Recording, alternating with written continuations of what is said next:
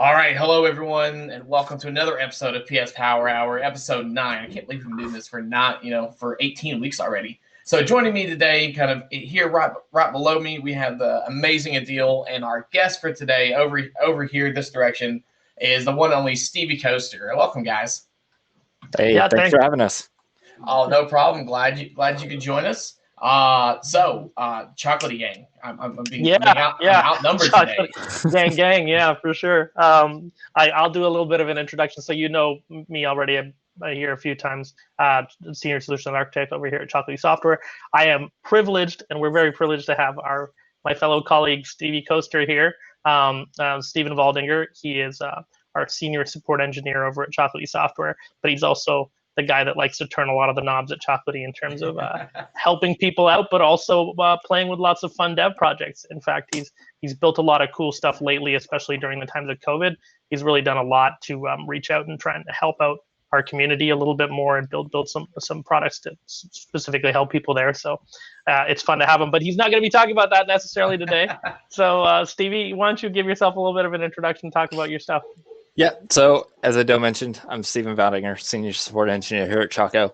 And today I just wanted to kind of have an open forum discussion talking about user experience, especially around when we're developing our tools.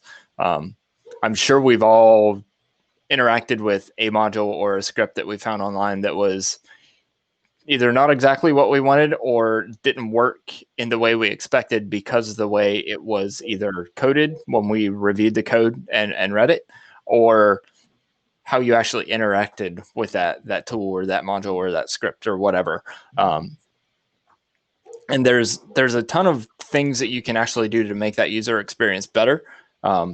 They're real simple things, but if you begin to develop with your end user in mind first, that can really help shape your project going forward and making your design decisions in terms of, okay, I've got the script, I want it to do this, but my end user is going to be running it. How are they going to run it? How do they expect it to return data, or how do you expect them to pass data to it?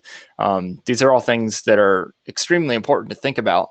And if you're like me, you've encountered several modules and scripts over the course of your career or in just playing with PowerShell that have kind of fallen short of that bar that we should all be setting in terms of developing solutions with our end users in mind. So I just want to have a candid conversation. I don't really have a ton of content per se to share. I've got a couple of things that I've really quickly thrown together that maybe we can flesh out live as we're talking about things. But I do have a GitHub repository for this thing. If you go to github.com/StevieCoaster/UX talk, you'll find all the code that I've got written, which is very little currently, available there. And if we do happen to flesh out anything live on stream here while we're discussing things, I'll commit that code to the repository at the end of it, and then that'll be available for you as well, that you can take it back and process it later if you want to play with it. Awesome. That was a mouthful, but I'm super excited. Me too. Yeah. So folks, definitely with you guys in the chat, as James has already mentioned, if you can, just shout out your questions in there, write it into social events on the Discord side in that channel, or write it right into the Twitch chat. Again, the more engagement we get, the little easier this becomes. I know me and Stevie could probably rattle on about that stuff quite a bit because we do it on a daily basis. We talk to customers and we deal with real problems, and sort of over the years, there's definitely been an evolution, right? Even when you start your PowerShell journey and how you write code to address user experience a bit more. And so I'm really interested in this conversation too. So yeah. Thanks for linking the GitHub repository there, James. So we're good. Yeah. We're good to go. Yeah, Stevie. Yeah, without further ado. Awesome. So I think the first thing I want to talk about, really, when you're starting a project,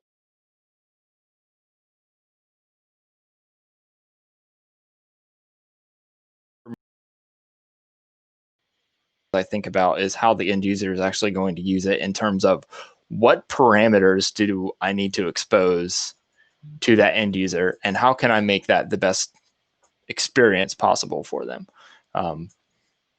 I've seen a lot of code where it's just function, and then in parentheses, you have a couple of variable names, and then inside of the code, you do things with those variable names. That works. Yes, it works. But when the end user experiences an issue or it doesn't provide the right kind of input, the errors that get returned can be not so friendly. If you're experienced with PowerShell and you run it and you see the error, yeah, you're going to know what you've done wrong and what you need to do when you rerun that command to make it work. But if you use a proper parameter block inside of a function, you define commandlet binding, you have your param with your open and closing parentheses, and you define your parameters inside of that param block, you have a lot more flexibility when you go to write your code there, because you can specifically type your parameters to whatever type that you expect the user to use in that situation. It can be a URI, it can be a string, it can be a hash table, it can be an array, it can be some sort of .NET thing like a PS credential, for example, for if your tool happens to need to authenticate to like an API or something like that. You can strongly type your parameters such that when they provide incorrect input, by default, they're going to get the correct error message back, or at least a little friendlier error message that will be a little bit more helpful in when they rerun that code and provide the right kind of input. You also have the ability to limit what can be provided to a commandlet or to a commandlet's parameter. Things like validate sets, for example. You can say that this parameter takes an array of something, and I'm going to share my screen so I can actually kind of walk you guys through this a little bit. Let me click this button here. So I've got over here kind of two basic functions here. Hopefully everybody can see that okay. I've got this function called Invoke Pretty Output. It doesn't really do anything super clever. Let me grab a terminal window here and bring this over just as well. Actually, we'll try and do it down here. We'll see if it works. So if we grab this function, just right click on it, and I'm going to say run selection. So it comes down here. We say invoke pretty output. Yeah. Well, that's really ugly.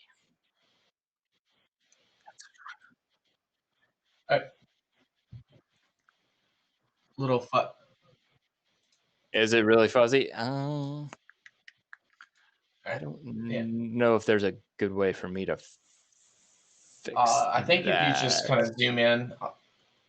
Let me try and zoom this in just a little bit more.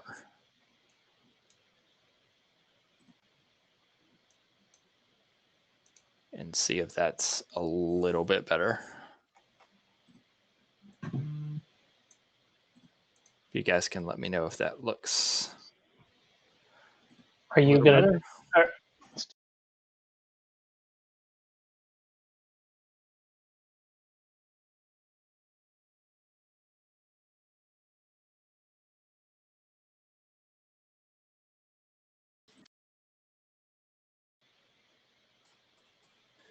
I'm going to run just this real quick, what I call a bad example. So I've defined some parameters inside of parentheses. There's no kind of validation, nothing like that going on. The code works. It absolutely works. But you'll notice that my email address isn't actually an email address here. It's just Stephen@Chocolatey. That's not a valid email address.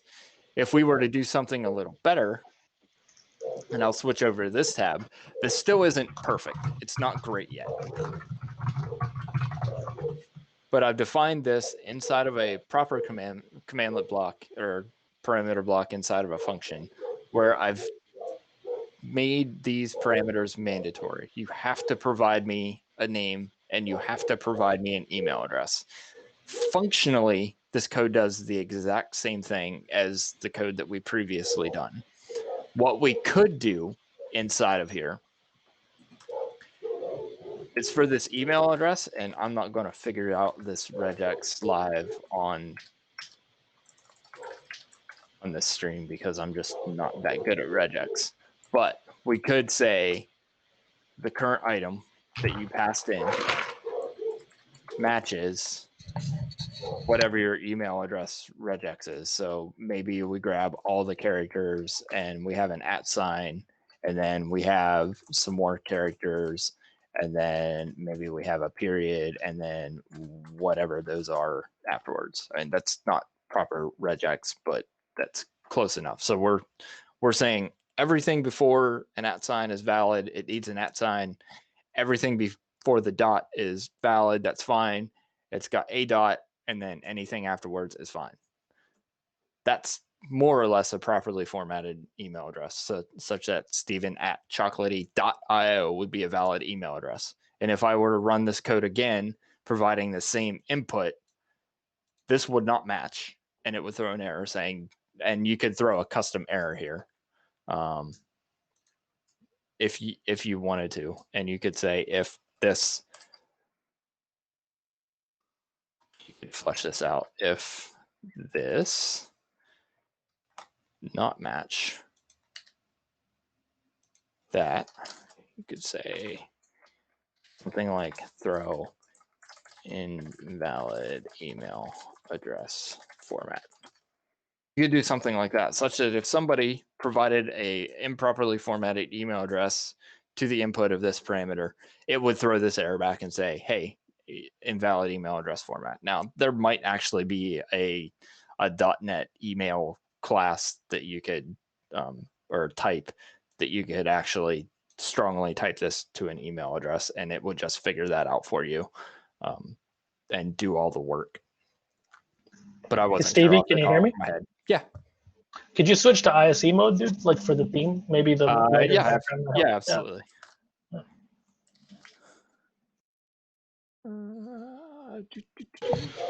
Or any, yeah, and then I think make your just zoom in, make your font a little bigger. Just a little bigger. Okay. Let's see. There we go.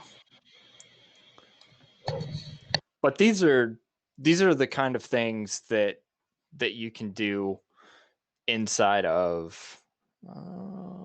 Why is that? Oh, yeah. Let me fix that validation here real quick. Oh, oops. Hold on. This is all kind of miscombobulated now. Hold on. Do that. That is that. Close that and do. There we go. It looks a little ugly, but it's a little better now in terms of what it actually does. Let's clean this up. So we can say do that. And then we can come over here and do that. So that's one of those ways that you could validate your input for an end user. You could also do something like, instead of a string, that's fine that all of them are strings, but maybe I want to limit this thing. So my names could be an array, and we could say cat, dog, fish, goat, whatever. And maybe this isn't a name anymore. Maybe this isn't an animal, is what we want to call this at this point. And we'll have to update a couple of things in this script. But now, if we were to take this code and run this selection and do the same thing again, invoke, output, and we say animal. Actually, is that going to overwrite what animal? Is that actually going to do what I want it to do? It's probably not. Animal. You like to live dangerously live coding, don't you? Yeah, I do. Let me grab this. Let me just paste this back in here. Oh, that's going to be slow now, isn't it? I love the Ise because it's convenient, but sometimes it just doesn't work all that great.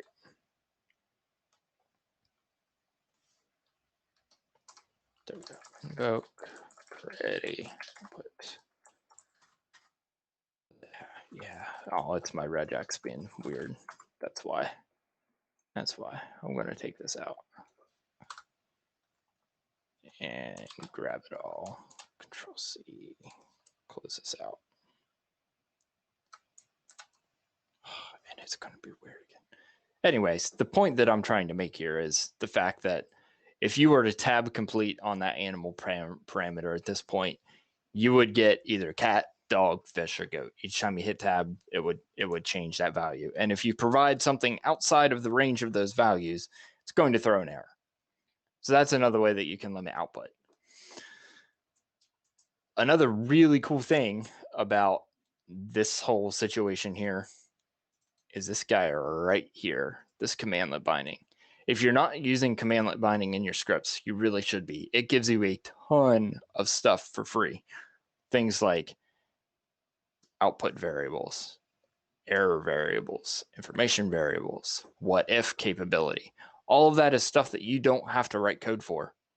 Just put commandlet binding in there and you get all of that stuff for free. PowerShell just gives it to you.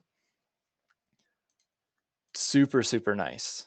You can also do things like, say, animal and email address are mutually exclusive. Apologies. This script can do two different things depending on the input provided to the script. You could absolutely come in here and make animal its own parameter set. Equals animal. And you could do the same thing down here for this one. Parameter set name equals email.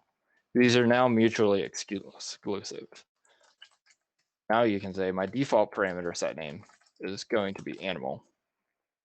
And this tells PowerShell, if you just run this and don't provide any parameters to it, well, you've got two mutually exclusive parameter sets. Without this, PowerShell is not going to know which parameter set to ask for a value for.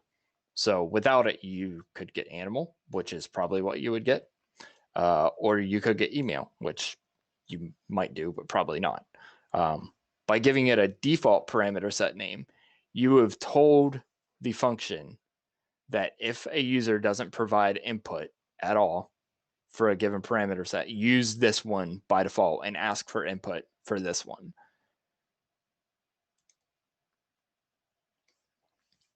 Are there any questions coming through? I apologize, I'm not looking at the chat. Very good. No, nothing right now. Okay, cool. So that's parameter sets. I mean, use them. They're super, super handy. Let me see if I can do. Stevie. Yeah. Do you have a sec? Yeah, absolutely. James, does my voice come through when Stevie's sharing his screen? Just to double check. It should be. I don't know if maybe Judd or Kevin or someone on the live stream can let us know. Yeah. Okay, awesome. Good. I will just say real quick, default parameter sets are pretty cool. Specifically, though, targeting that, just to a point of clarification for folks who might be new to it. When you set default parameter set name, let's say you passed that invoke pretty output and you gave an individual, like just defined an individual string there, that would by default go to animal. Yes. Not email, right? That's the clarification point there. Correct. So you don't actually have to define any parameter, like pass any individual param at all. You just could go invoke pretty output dom. Yeah, exactly. And we did just get a question. Okay. It says, now in the interest of UX, how does the user add values to the validate cluster or clause? I'm sorry. Clause. So that's a design decision that you make when you're writing the code. The user doesn't get to choose what goes into that validate set. Like, the user has the option to use anything that's inside of that set, but they can't provide their own input at that point. It's constrained to those values. So maybe it'd be instrumental, Stevie, yeah, to just test that out, show them something where you're not putting in the right parameter. yeah. So let me just nuke this from orbit, and I'm going to say invoke example, and let's nuke this one from orbit. So it's a little bit different. And we will say run selection. And actually, did that actually work? Run animal, and let's control A, run selection. There we go. Okay. Example. Why is my perimeter set name animal? Oh, hold on. This is not going to work. Apologies. I have typos all over the place. There we go.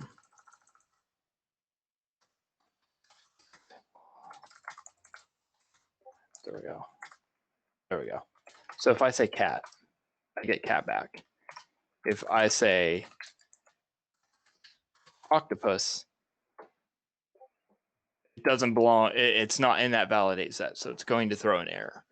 So when you're designing tools and you only want the tool to interact with a certain, maybe you've got a certain set of servers that this commandlet should only interact with, and you can limit that output by providing a validate set inside of there, such that if somebody tries to target a server that's not allowed or it's not in that set, they get an error like this that says, hey, well, we can't do this because it's not in this set.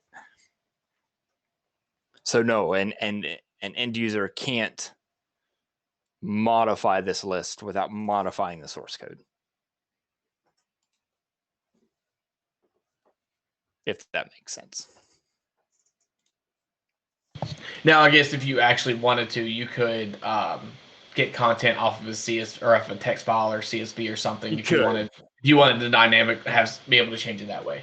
Yeah, absolutely. There are ways around it, but at the core, when you're using a validate set, typically it's because you want to limit scope for whatever that parameter is doing.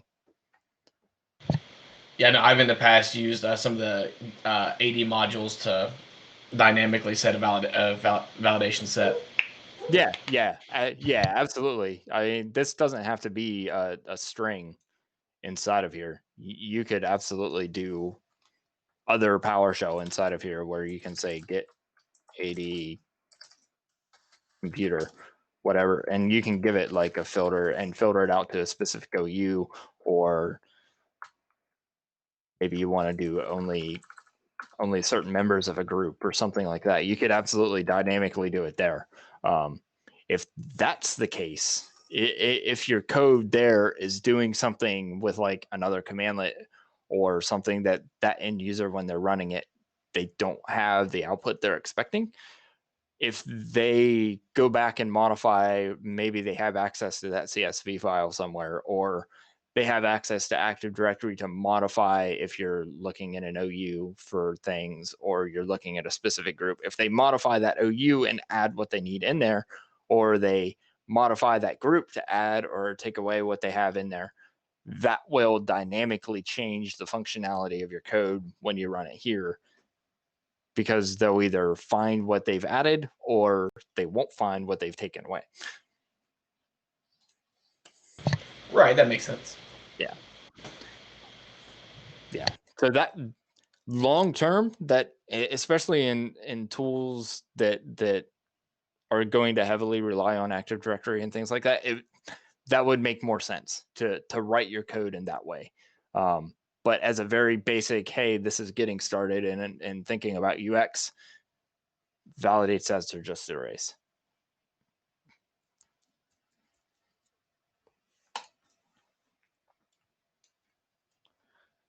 Do we have any other questions? I'm just checking the chat at the minute. Nope, we don't.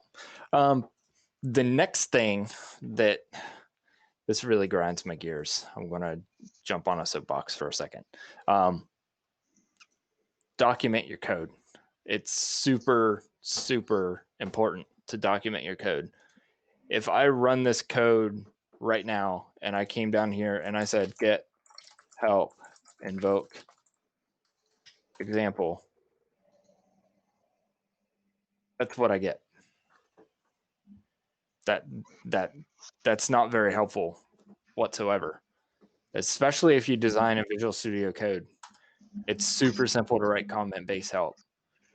Go below your function and hit 2 pound signs. It'll flesh out everything that's in your parameter block for you. And then you can just tab complete through this stuff. Outputs the name of the animal. It's literally the same here. So I'm going to outputs the name of the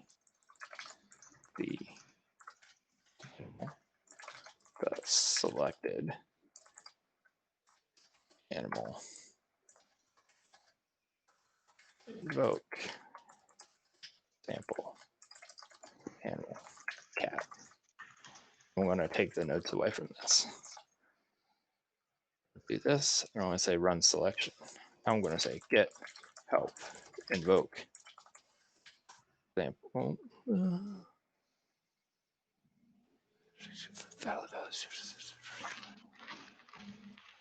What did I do? I did something wrong. Where did I do something wrong at? Invoke example, synopsis, description, parameter, animal, selected animal. That is, oh, I took my thing out. That's what. Let's do cat, dog, and fish. Turn this selection. There we go. So you can get help.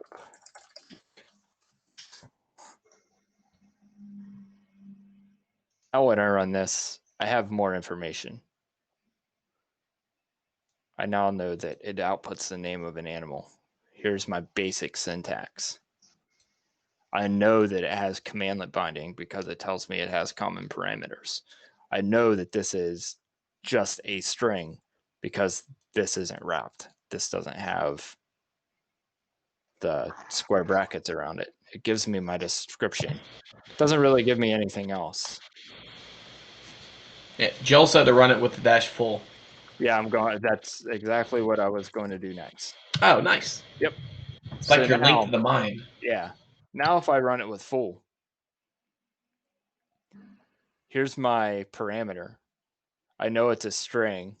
I know it's required. I know it's named, in that I don't have a specific position defined. I could say up here in my parameter set position 0, and it would have to be the very first thing that I call as part of running this function. I don't have a default value, and I don't accept any wildcards or pipeline input. It gives me information about the common parameters. Then it also gives me any of the examples that I had defined above in the random little interesting piece of feedback there. I don't know why every time I talk, it sounds like there's a little bit of echo there. Not sure. Maybe I'm doing something wrong. I just wanted to add, Stevie, to what you're saying there. So if you add position to 0, right, and you had it, that'd be the first parameter piece in there. Then if you wouldn't have to necessarily define a default parameter set name. You wouldn't have to. No. Because then you could just give that parameter as the first parameter, and it being that it's position 0, it would assume it was that. Correct. Okay. Yeah. So positionally, that would work. Yeah. Cool. Thanks. Yep. Absolutely. And also, you could have, if you've got more than one parameter set, you could say animal is position 0 for this parameter set. But if I use this other parameter set, it's might have another parameter that's position 0. So you can position them relative to their parameter sets as well, which is super helpful. Another really, really cool thing. Do I have? I don't know that I have anything in this particular module. Give me 1 second. I want to look for a good example of this here. So PS, have some online help available as well. just look at one of these. Yeah, perfect. So I'm going to bring this over. This is my PS Grafana module, and you'll notice that I've got my parameter-based help here. But you'll notice another thing that I've got inside of my current parameter binding. And let me just try to... yeah, let's see if we can make that a little bigger. Can I make this bigger? Yeah. You should be able to zoom the whole window. Command-Shift+. Yeah. If you'll notice here, my Commandlet binding has this really weird URL inside of it. Well, what the heck does that mean? If we take this link, we right click and we'll say, go to that. This is a markdown document of the comment-based help that I've published to the wiki of this particular module that I have written. And you'll notice that when we ran this code earlier, we had a couple of things. We've got examples, detailed, and full. Well, there's one more as well. And we'll just run a function here. Let's say get help, get. Let's do about functions. And let's say online. Is it functions or is it not that? Get help. Get process. Let's use get process. When I use the online switch of get help, it took me to the online documentation page for get process here. That's because they have a help URI defined inside of their commandlet binding. So if you're writing modules at work or at home or whatever, you've got an open source project you're working on and you want to provide a really good documentation experience for your end users, think about adding a help URI to your commandlet binding. Now, in the case of this being in a wiki, the wiki in GitHub is managed as a separate GitHub repository, so there's a little bit of extra work I have to do to publish the documentation there as part of this, but that's all part of the build process that just gets handled for me. But that's a really nice experience in that I could take this and I can move it to another screen. Like I've got a couple of screens here. I just move this out of my way, but I've still got my shell available to me right here. So I can be reading the docs and working on a problem inside of the shell at the same time. And I didn't really have to do anything but say, add the online parameter to get help. And it's extremely easy to provide that level of help to the end user, and that it's just one thing that you add to your commandlet binding. Bring that back up so you can see it here. That's all you need to do. Just a help URI, point it to the proper URL, and you're done.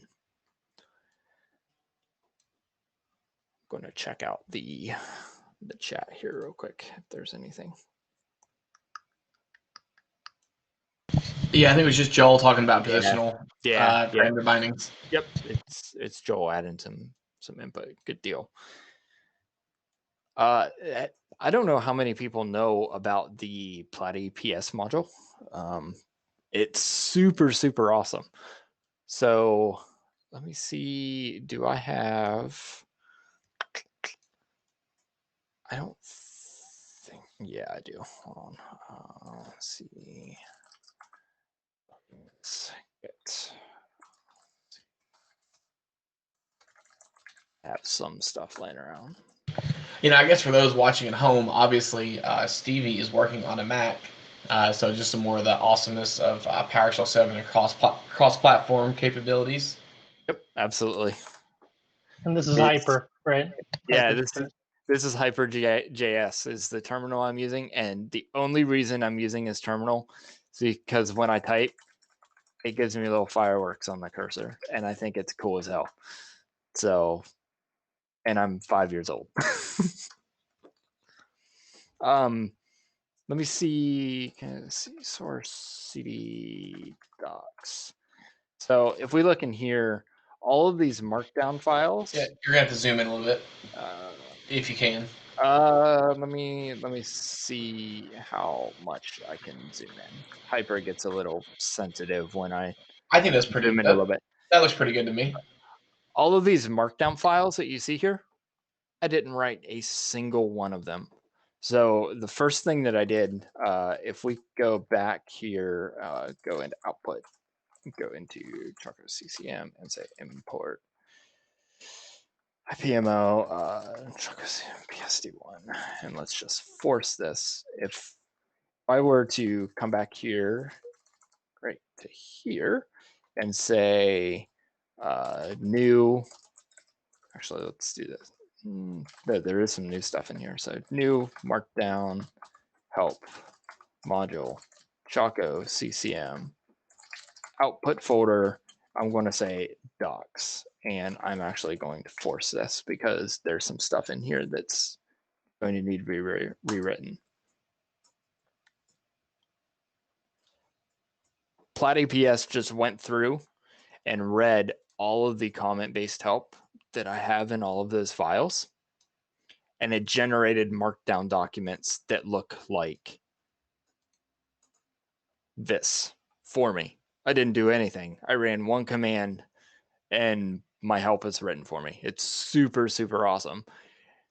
So you really, if you don't have a wiki or you have a wiki that you're managing as a separate repository, as part of your build pipeline, you don't have to worry about anything but writing your comment-based help. And then have your build pipeline or your release pipeline, probably your build pipeline, generate your documentation for you. Make sure that if you're using Azure DevOps, make sure that you install the Plat APS module onto whatever agent server you're running, import that module as part of the build step, and then run that commandlet against your module. Have it generate all of that markdown documentation for you as an artifact or however you want to do it, and then in another step push that to the right place. It's forgettably reliable. You never have to worry about online documentation. Every time you build a new version of your module or your script, if you've changed any of your comment-based help, your build pipeline takes care of updating the documentation that's available online for your end users. So they always have the latest and greatest help available to them, either on your repository if they go there directly to read the docs, or if they're using Get Help-Online for any of the functions or commandlets that are available inside of your module or your tool. That will take them online to the right place. And it's the same experience in the shell as well. If they just ran Get Help-Full, they would get all the comment-based help goodness right there in the shell. If they want to open it to the side in a browser window so they can kind of read the examples and work on it in the shell as they're going, they could absolutely do that at the same time. But you, as the designer of the system, as the developer that wrote the code, you didn't really have to do too much, but make sure that your build pipeline was set up correctly to make that all happen. It's super, super powerful. I love that Plat APS module. Yeah, so I put the link to that in the chat. We had someone asking for it, so yeah, it's just an interesting spelling, right? PLATYPS. Yeah. Like platypus. Yep. Yeah, there's some chatter in the chat about that's the only way to go when you're writing a compiled, like a C# module. It's very true. Very true. If you try and write your help just in C# in Visual Studio, you will not like your life. It's painful. Plat APS makes it super, super easy to do that with compiled and regular script-based modules as well.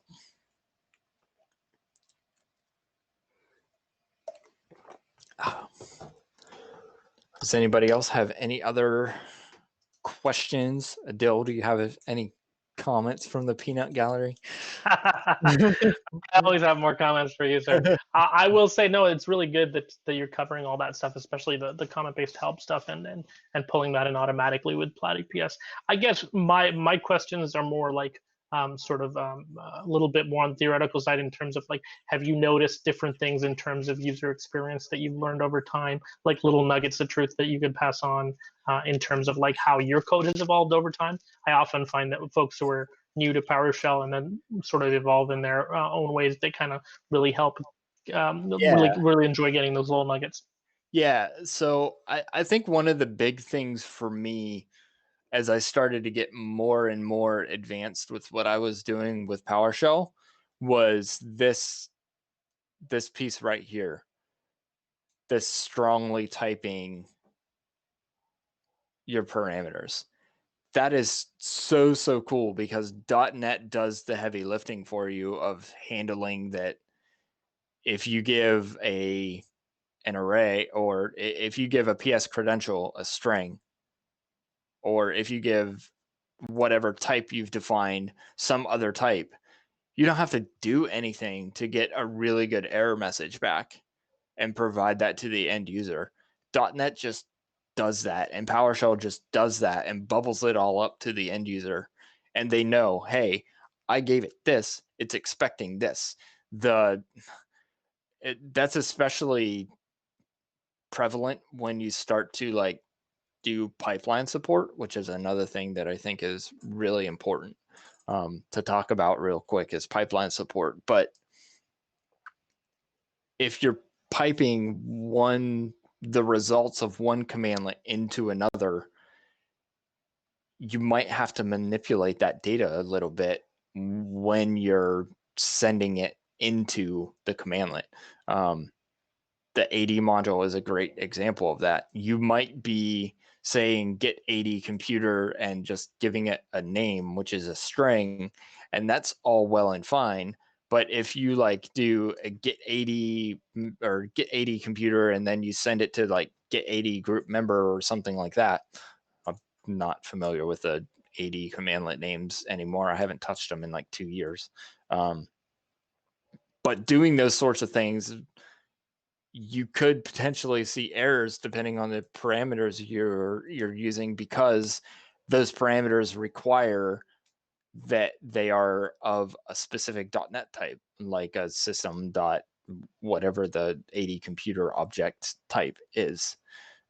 So you might have to do some manipulation of the data there, or run things through select object and get strings back and send it through. That way, there's things that you need to do in order to make that pipeline a really good experience, that strongly typing your parameter names will help you to bubble up the right kind of error message that informs the end user without you having to do anything, what they need to do different to make the command work the way they expect.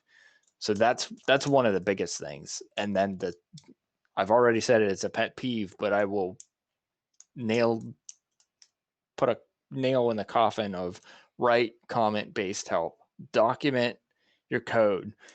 When you're writing your code, I don't want to see a ton of comments like inside of your code that says this outputs this or this does this. PowerShell is terse enough, or is vocal enough in about its syntax, that if you're using full commandlet names, which you absolutely should be doing inside of a script, don't use aliases, full commandlet names only inside of here. That is descriptive enough, I think, that the actual code portion of your code shouldn't be riddled with comments. Now, there are caveats to that where it might be a really complex for loop that you might not at the surface know what's going on, or you might have a do while loop that you might want some explaining around why it's there, or what it's doing there. And that's totally fine. But the bulk of your comments about what your code is actually doing should be in the comment-based help. That's why there are remarks fields and notes fields and examples and descriptions and synopses. There's all of that stuff baked into the comment-based help section of PowerShell that allows you to really explain what your code's going to do without a user having to actually run your code or read your code. I shouldn't have to import a module and run a commandlet from that module and get errors to figure out how to use it. And this brings up another super good point. Say I've got a new module that I've never used before. How do I find out stuff about that module? PowerShell is super helpful there as well. If I have, we'll pick on this Choco CCM module again. I can say git command module Choco CCM, and it's going to list out all of the functions that are available inside of this module. Now, these are all of the publicly exposed functions inside of this module. You could absolutely have private functions that these consume as part of doing their work that aren't exposed to the end user such that they can't accidentally run them outside of the scope of running another commandlet. Say you write a proxy function or something like that that will take all of your information for hitting an API and send that to a proxy function that does all the work of calling invoke REST method, but it's defined something very specific.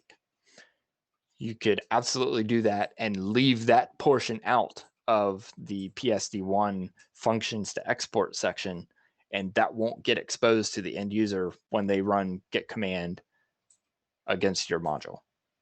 So you can have the concept of private and public functions is very easy to do inside of PowerShell. And it's really easy to light that stuff up at build time as well. You'll notice I've got this public and this private folder here. Well, that's all well and fine. And if you look at my PSM1 file, it's empty. I don't have anything inside of there. That's because at the time of the build, I generate all of that stuff. Now, this doesn't have a YAML file. This is like the very first module I ever used an Azure pipelines for. So everything is stored in the pipeline, but there's a build script that .sources these two things, writes them all to this PSM1 file, and to make sure that the functions to export inside of here are correct. And then that gets shipped out as part of the build pipeline. So my PSM1 in this case is empty because the build pipeline takes care of filling it out for me.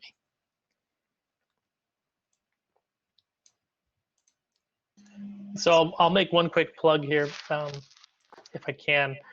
Stevie, I don't know if you can show this off. I'm not sure if this is Editor Services Command Suite or whether this is PowerShell Editor Services specifically, but the ability to quickly get that framework for comment-based help based on just putting the parentheses in there or whatever.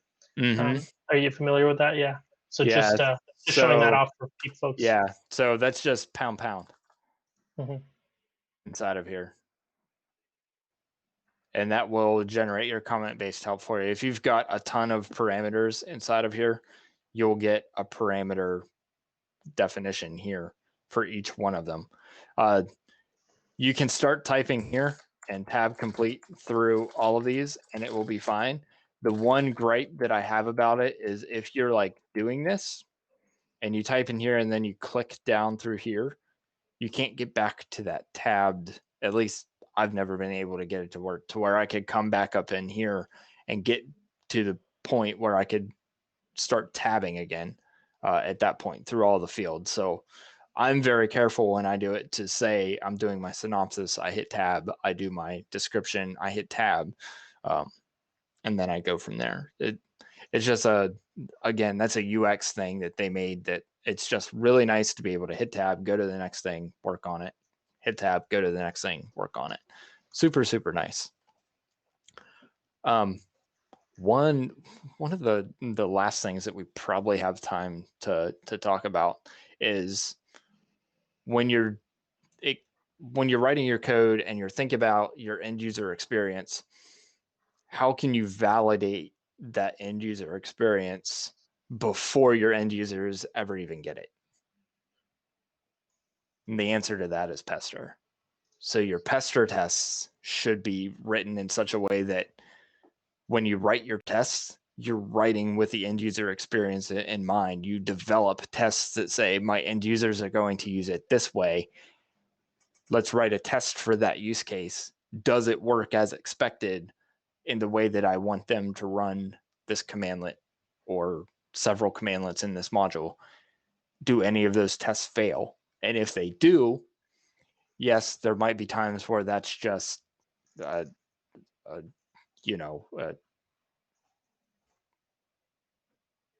ancillary failure or whatever, just a fluke, if you will, that the test failed. But test your code. Test that user experience as part of your build process, or test it early and often when you're developing.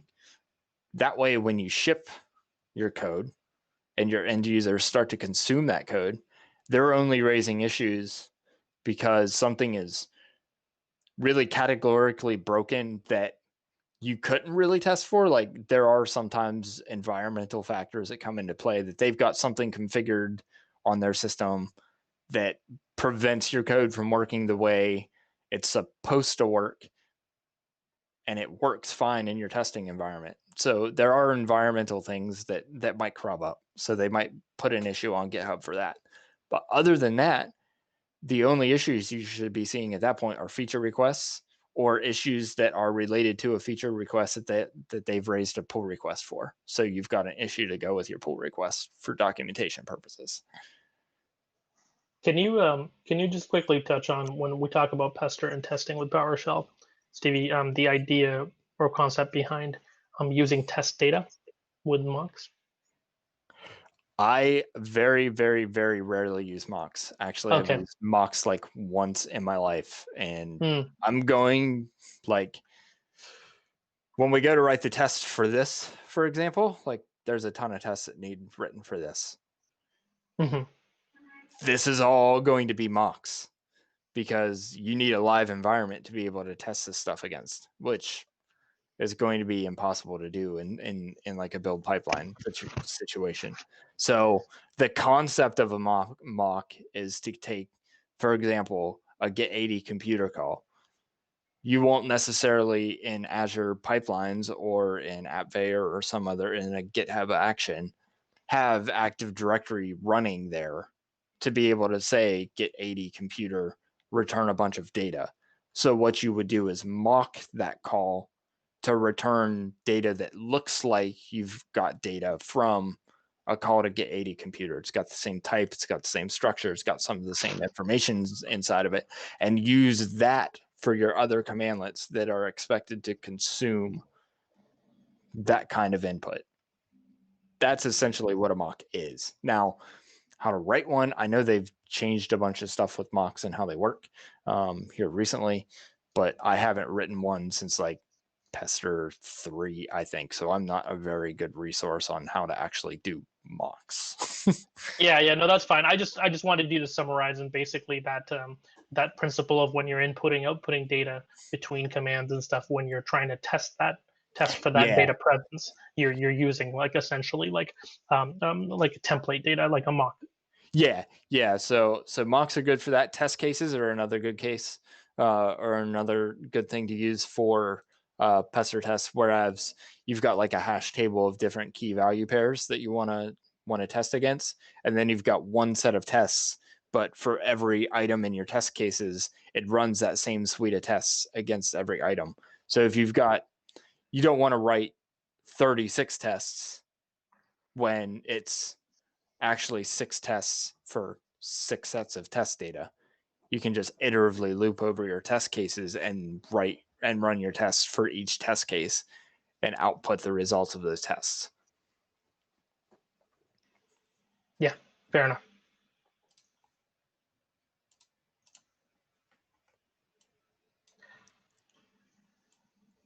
Yeah. So I guess sort of in further to that testing and building tests, for somebody who's new to building testing into their PowerShell functions or their commands and the modules, where would you point folks sort of as a good resource to learn a little bit more about that? So actually, the Pester documentation on the Pester website itself, or on the Pester repo, is pretty good.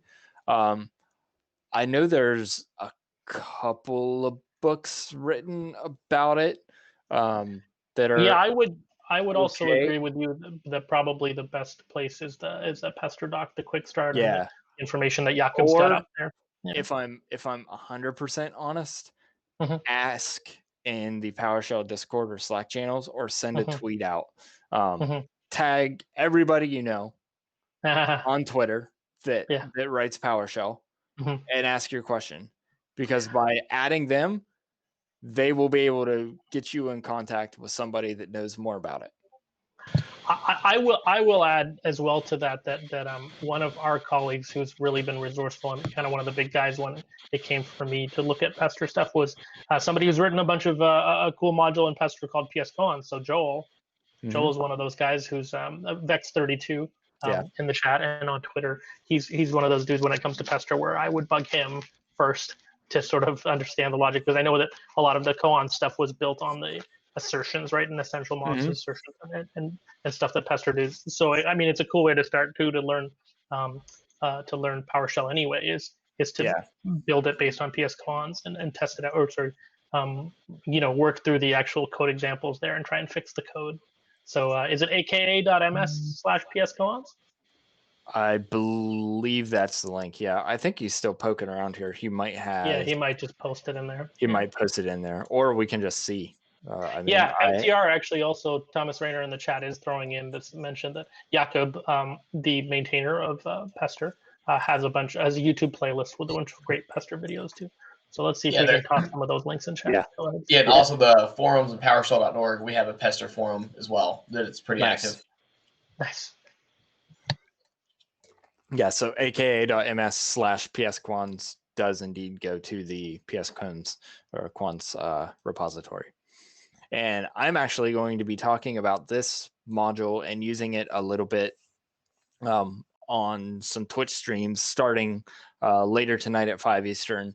I'm going to start doing a series of Twitch streams on getting started with PowerShell. We're going to start very, very, very simple with this is a variable and this is how you use them and assign data to them. And we're going to kind of grow as we go along in the Twitch streams, get more and more complex with the concepts and things that I'm going to introduce, just as kind of an introductory video course to learning PowerShell.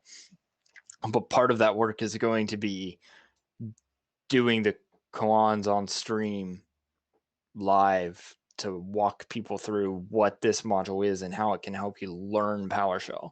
So I'm not sure if everybody here is familiar with it, but this is a module that's written as a series of Pester tests.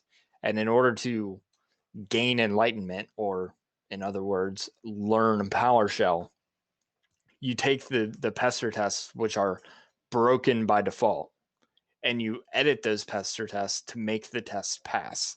And by doing so, you actually learn the PowerShell language, because you learn that, well, this is a string because this, or this is how you do an array because this, or this is how you concatenate strings together, et cetera, and they iteratively build upon each other to grow your knowledge as you walk through the tests.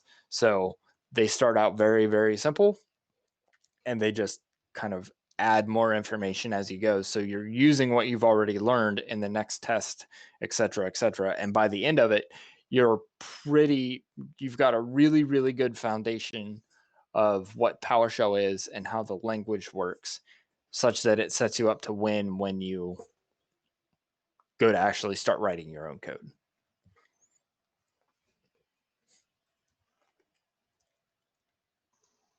Very cool. All right. Well, that does take us to the top of the hour. So that takes kind of running up. It's 2 o'clock here on the East Coast. And it's lunchtime, I guess, for some of you guys out on the West Coast. Oh, let me forgot to change. So I do want to kind of give a plug for our next PS Power Hour session. It's going to be in 2 weeks on September 29th. We're going to be having Josh King with us talking about burnt toast and toast notifications. It's going to be a lot of fun. I know he's done a lot of updates to his module in the last week or so, based on what I see on Twitter. So that's going to be at 2 o'clock Eastern, which is all the way in New Zealand time. That's going to be a tough one for Josh. I'm pretty sure it's 10 a.m. in New Zealand. Oh, okay. If I remember correctly. Yeah. Because power lunch is at 12 Pacific, which is 8 a.m. his time. Oh, okay. Assuming daylight savings time doesn't. I think it might be like 5-6 a.m. his time or something. Yeah. Ooh, I don't know, but it's gonna be a lot of fun. So September 29th, and also for those of you watching, today's the September 15th. So if you're watching this online, you can kind of fast forward through this, but the CFP for the 24-hour live stream closes in just a few hours, about 6 hours from now. Actually, 5 hours and 57 minutes if you want to be precise. So it's 8. I know it's 8 o'clock Eastern, so it's 11. It's 11:59 UTC. So you can just kind of do the math from there. But we still need a few more sessions for some of the earlier times of the other side of the world, not quite here in the U.S. So if anyone wants to get up early and give a session, or if we have some listeners out in the Asian Pan-Asian area, we need some more submissions from you.